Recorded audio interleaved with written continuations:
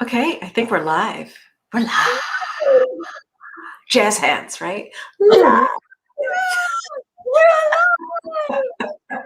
Hello, hello, hello, everybody. Well, you can see that I'm Liz on. You can also see that this is Martha Beck, the amazing New York Times bestselling author, internationally renowned spiritual teacher and guide and coach, and just fabulosity extraordinaire here. The amazing Martha Beck.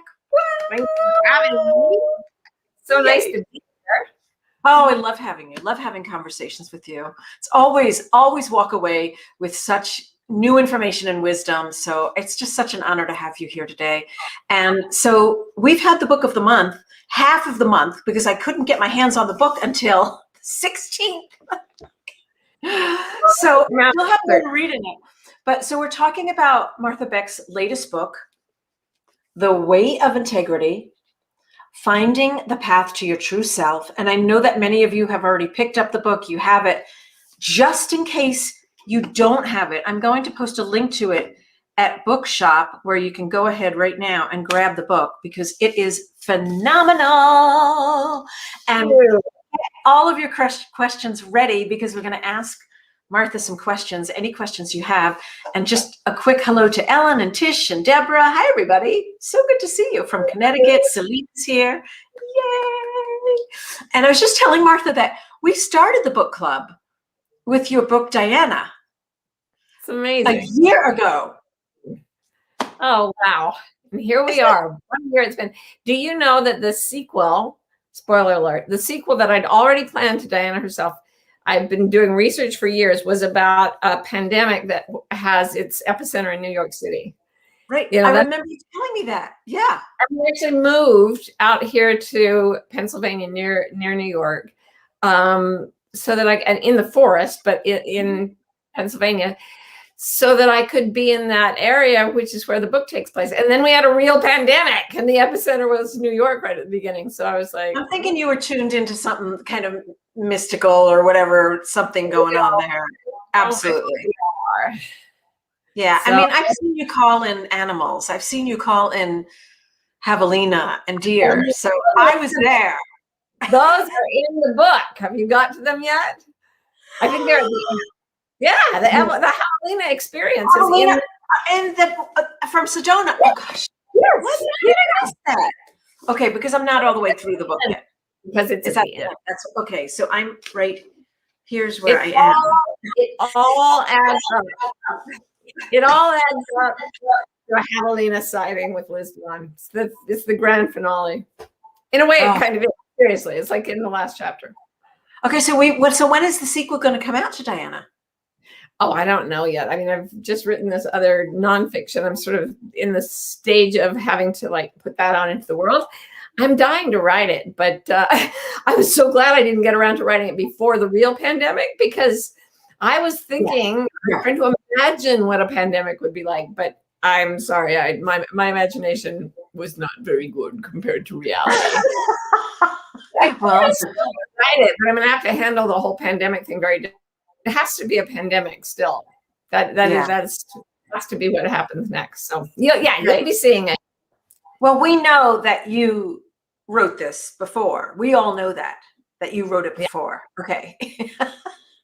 All right. So Kate Shipp just shared. I just saw her post on Instagram on the Way of Integrity, and the quote she shared struck a heart chord. Oh, thank you, Kate.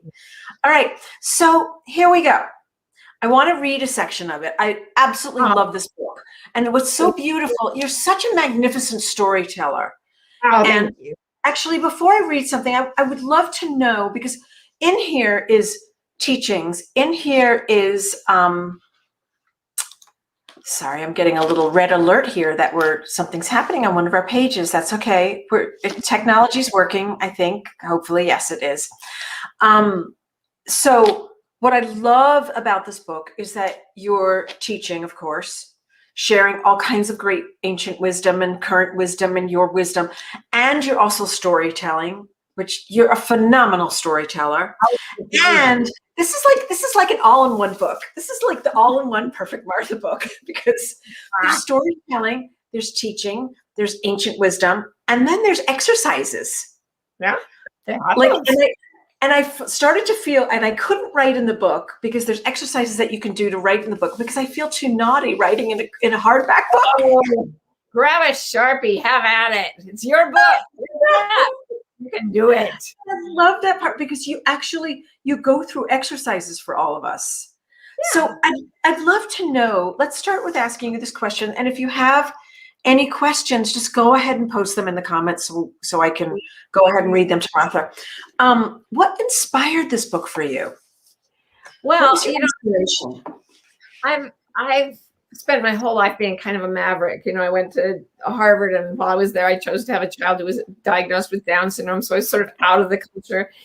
Raised Mormon, decided I didn't believe that. So I was out of that culture. I kept doing things that were at cross purposes with my culture, and I kept getting happier, and people were paying me to tell them about it. So it almost got to the point where it got very new age, because when you start, I didn't know this, when you start to live in your integrity, that is when you start to become whole, because integrity just means to be whole and undivided. When you're in integrity, you're one thing. When you divide from yourself, you're in duplicity, you're two things. And most of us start out, our nature, of course, is to be whole when we're babies. And then social pressure or culture demands things of us that make us abandon our true selves and do what people want. So now we're in duplicity. We're two things. And we're still babies. We don't even know it's happening, right? So all my life, I'd been sort of like bumping up against places where I said to the culture, no, I'm going to go with my nature, right? And when you do that, magical stuff starts to happen. And so much so that I got kind of, I thought this is getting out of hand. I was trained as a scientist. I want to get back to just the facts, like the truth, pure truth. So I started doing integrity cleanses, which is where I wouldn't lie or do anything that felt off for me for a period of a year or whatever. And you know what? The magic got even more intense. And this last time that I did it, it was so incredible that I thought, I have got to write all this down and make it like accessible and step by step, and get everybody to the point where they can find their true nature again and connect with it and become whole. And then amazing, wonderful things happen.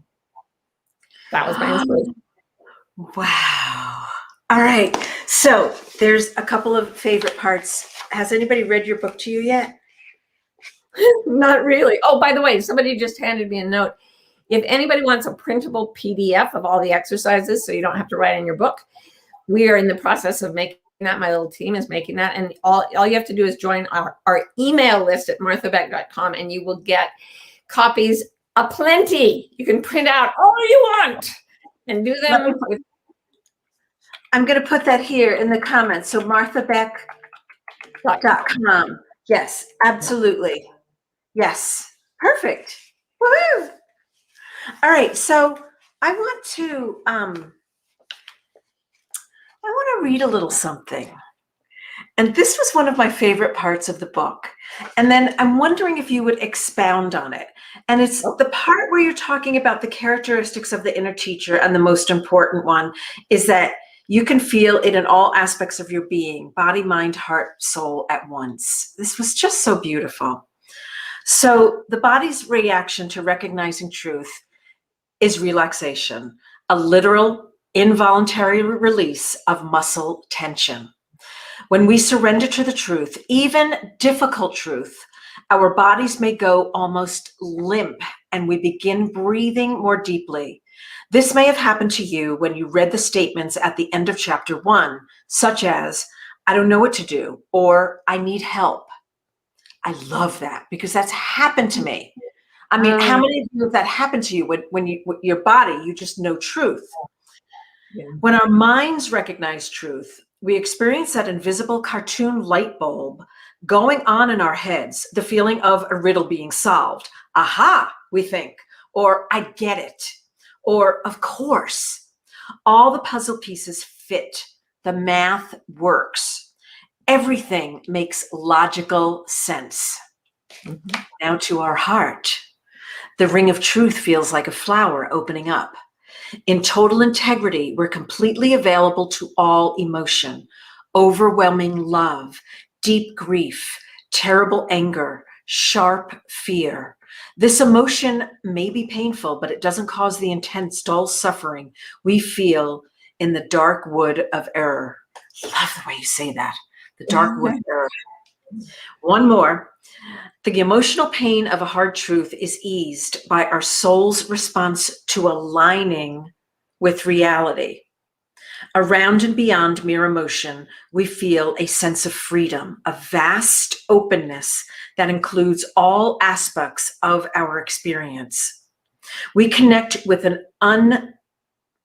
where is it? I lost my place. We connect with an unalterable stillness around and within us. There's space for pain. There's space for joy.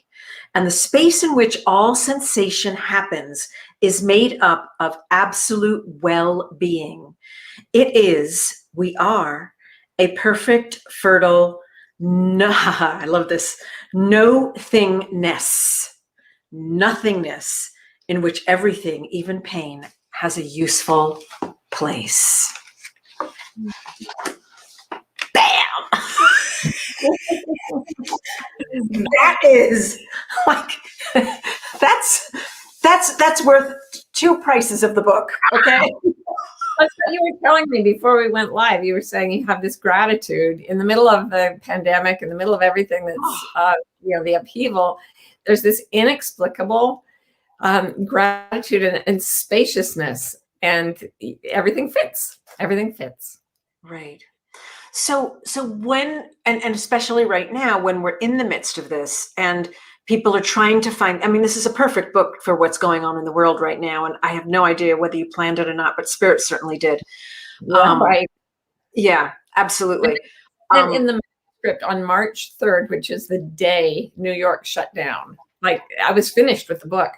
And then I rewrote the last quarter of it after a couple of months into the pandemic, because I needed to I needed to address the issues people were facing. Yeah. I feel like everything is really important in this book, but if there were 3 ways in which people can kind of embody their own truth right now, and really step into that wholeness place, what would that be for you? There's this 4-part thing that I say over and over again, which is feel what you really feel. Is let yourself feel what you really feel. Let yourself know what you really know. Let yourself say what you really mean, if only in your own mind, and then let yourself do what you really think is right. If you start with the first 3, feel what you feel, know what you know, and say what you mean, you'll be 99% there. Wow. And that's so much easier said than done. And how do we go about practicing this? On a daily basis? Well, things we talk about, and I don't know if I did this when we did the event in Phoenix with you, Liz Dawn, but when I speak in groups, I often say, I stop right in the middle and say to the audience, is everyone comfortable? And they're like, yeah. And I say, no, seriously, tell me if you're uncomfortable. And they're like, we're comfortable. And then I say, how many people here, if you were at home alone, would be sitting in the position you're in right now? And nobody raises a hand. And I say, why not? It takes them a while to realize they would be in a different position because it's more comfortable. Oh, they are uncomfortable. And the problem isn't that they're not uncomfortable. It's that they could look me straight in the eye and really, really think they were telling the truth, saying they were completely comfortable, at the same moment that their bodies knew they were uncomfortable. So when we lose the ability to know our own truth and we get really unsettled, that's losing integrity. So the very first thing you need to do is go by yourself where there's no social pressure and notice whether or not you are comfortable with given people in your life, comfortable in a given situation, comfortable with what you're doing for a living, comfortable with what you're wearing, comfortable. Find your way to what's comfortable for you, and that will bring you back to your integrity, your wholeness. It's kind of simple. And what happens when and I want to get to, actually, Kate Shipp had a question, and I do want to come back to this in just a second.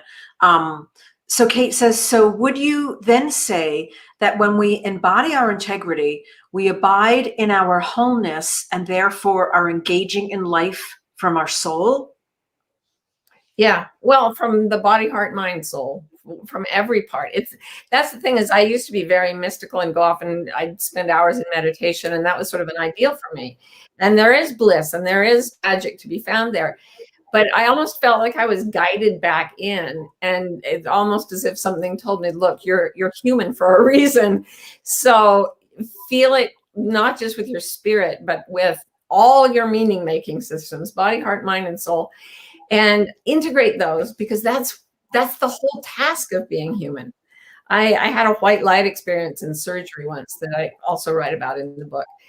And it would have made me unbelievably eager to die. In fact, it did, because that level of joy, oh my God, if that's what we get when we die, and I think it is, like, we would not stick around. But the very thing it told me, I was encountering this light, and it said, look, you don't have to die to feel this way. You're supposed to feel it while you're alive in a human body. That's the whole reason you're doing this. And so I came out of that surgery and went immediately into, like, I left my religion, like within a couple of weeks, left my religion, just started dropping things left, right, and center because they didn't feel like that light. Right. But ultimately, everything has to be brought on board, because we're spiritual beings having a human experience. So let's have it. God, but it's so, and I know you get this a lot, but it's so, that challenge of when we're in the midst of that chaos, you know, we're in the midst of the shitstorm, so to speak, is how to get back to who we truly are, how to get back to wholeness and center. You know, what are those things for reminding ourselves to come back to who we are? Yeah. And it's almost like a video game where you keep up leveling, right? That you keep, once you get good at one level. It's funny. People often say to me, well, if the universe is benevolent, how come we suffer? And I always say, because the soul loves adventure and is not afraid of suffering. So we don't want to suffer, but our souls are like, that's interesting. I remember one woman asked me this, and she was like, you cannot tell me that I came here to enjoy being sad. And I said, what's your favorite movie? I don't know what made me say this. And she said, Brian's Song, which is a movie about two football players. One of them's dying of cancer. It is a movie they literally show to actors to make them able to cry on cue, because it is sad. Yeah, right.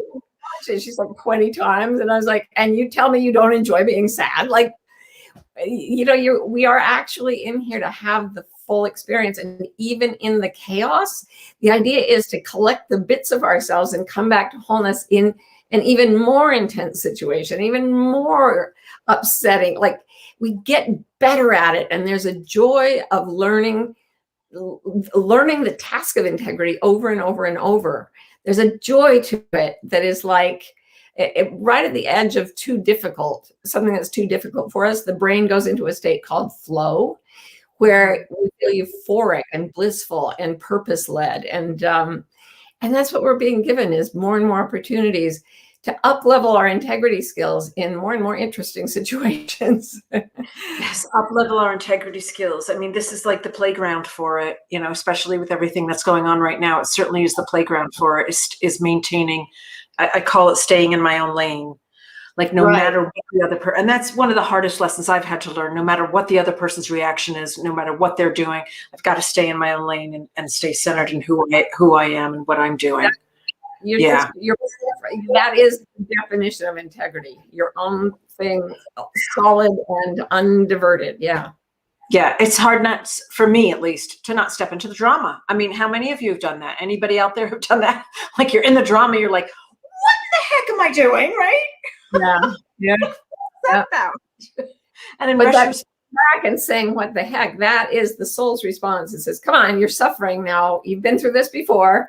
If we're lucky enough to have gotten through it a few times, it's like, okay, you're in the drama. Oh, and there are 3 quarters in this book, and the third goes through the whole readjustment of our life patterns. We have patterns of behavior that aren't in integrity.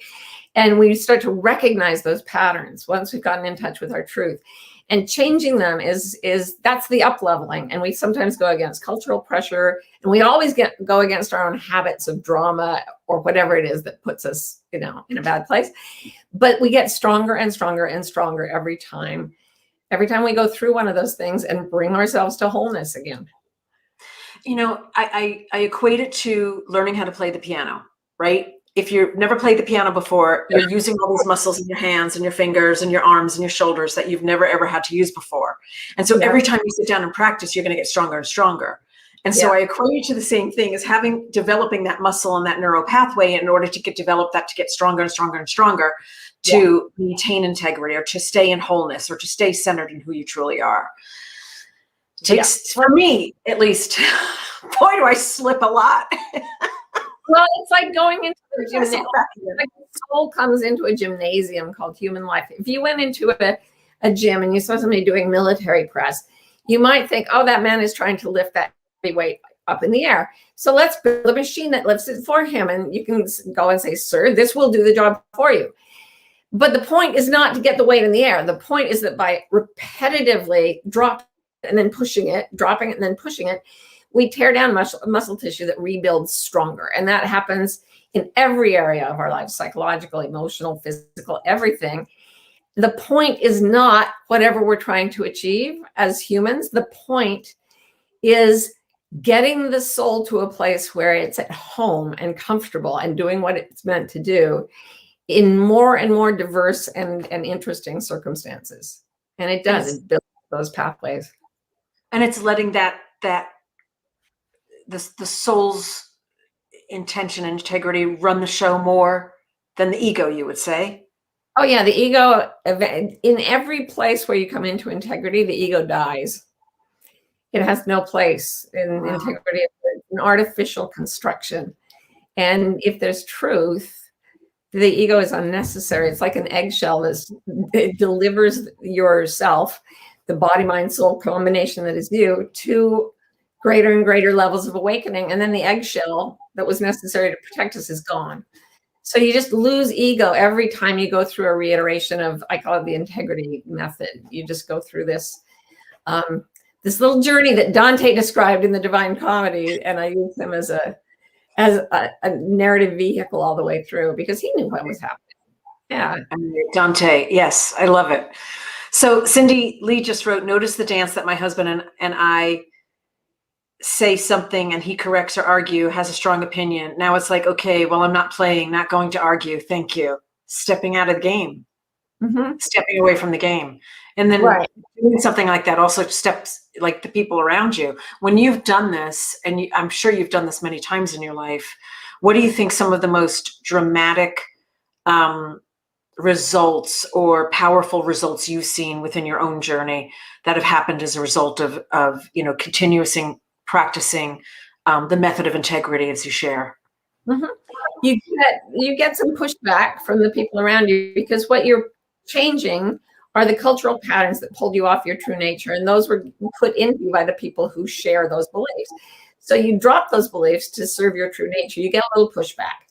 But what you also get, so when I first started, I did my first integrity cleanse when I was 29, didn't lie for a whole year. And I lost my family of origin, my job, I left everything. It's not like they deserted me. I walked away. But what I got back was physical health. All the symptoms of 3 supposedly incurable diseases that I'd been diagnosed with went away. I came out of depression completely for the first time in my life. My anxiety dropped to almost nothing. Every single good thing in my life improved dramatically. Oh, and I found like my life's purpose and calling, which is what brings us here today. Like 1 year of not lying. That's pretty radical, and I don't want you to do it that suddenly. So this book takes you through it really, really gently, but it still has those results. It'll still take you to the world starts to just spread itself out for you and say, welcome, as you come into your truth. And when you say 1 year of lying, so let's be clear on that. Like, can you share with us exactly what does lying entail? Well, when I was 29, I just didn't tell a single verbal lie for a year. So I did not say anything that was, to my knowledge, in contrast with the truth. Now I not only do that, but I also don't lie with my actions. If there's something that is wrong for me, I say no to it. If there's something that's right to me, no matter what people think, I say yes to it. I don't lie with my physical, like my facial expression. I don't put on a facial expression that doesn't reflect the actual state of my emotions. So I take it to really granular levels now. But the more immaculate I get, the more beautiful the world becomes. I mean, and Dante ends up in paradise. And at the beginning of that, he just says, you know what? Don't even stop reading. You're not going to believe this. You're not going to believe what happens when you are in total harmony with yourself. And then he describes this magical world full of beings of light and love. And I am here to tell you, you don't have to die to experience that. You just have to get integrity. I think when people hear that you're living in total truth, there might be this misnomer that you're walking around telling everybody the truth in this angry, like, I don't like this and I don't like that. And how is it for you? Can you explain a little bit more about what living in truth looks like for you? Well, that would be what Dante calls violence. When we tap into a part of the brain that loves to be right and is very moralistic and it passes a lot of judgments, that will cause you tremendous suffering. The part of you that is in integrity never goes there, because it is obviously untrue to say, I know the way and you don't, or I know the way you should do things. That is just a preposterous lie. So the very first thing integrity tells me is, no matter what I think, I may be wrong. So instead of passing judgments, it discerns, it makes judgments. Okay, that looks like suffering and that doesn't. But there's no judgment passed on anyone. And what's right for me today might be wrong for me tomorrow. I don't have to get righteous and regimented about anything. It's like a river flowing. You go into the moment of creative response and you just stay in that that zone of truth where everything feels good. And then the choices you make end up having really benevolent results. And you listen more, you don't preach. Mm-hmm, mm-hmm. Wow. I just want to announce it again. The book, people. The Way of Integrity, Finding the Path to Your True Self. This is Martha's latest book. And again, I just want to put in here the link to bookshop.org. We are supporting our independent bookstores. That's the direct link. If you haven't picked up this book, I know many of you have been reading it along with us this last few weeks. If you have any questions, please post them in there into the chat and I can answer them. Or no, Martha can answer them, not me. I'll read them aloud for Martha. You know what? Different voices, same energy. No problem. Yeah, right. Oh, I hope I didn't lose my place. Okay, there was another part that I wanted to read. Cool. That I wanted to, inner teaching. Okay, here we go. Here and I'm reading it a little bit out of context. So here we go. The more you imagine freedom and let yourself feel it, the stronger your yearning to stay in truth becomes. I have to say that again. That's like, everybody write this down. If you don't have the book yet, you have to write this down and put this on your mirror somewhere. I love this. The more you imagine freedom and let yourself feel it, the stronger your yearning to stay in truth becomes. It's pretty powerful. This longing can be so intense, it's painful, but your inner teacher will still tell you it's good for you. It's the desire that helps us overcome the fear of telling the truth in even the most difficult situations. Can't even say it. Until you feel an actual desire to move forward in real life, don't make any behavioral changes. So I would like you to expound on that. Why are we not making any behavioral changes? Because the changes you're going to make are like those tire rippers, where if you go one way, they're fine, but you can't really go back. It's almost like if you let yourself be free, you won't fit back into your baby clothes.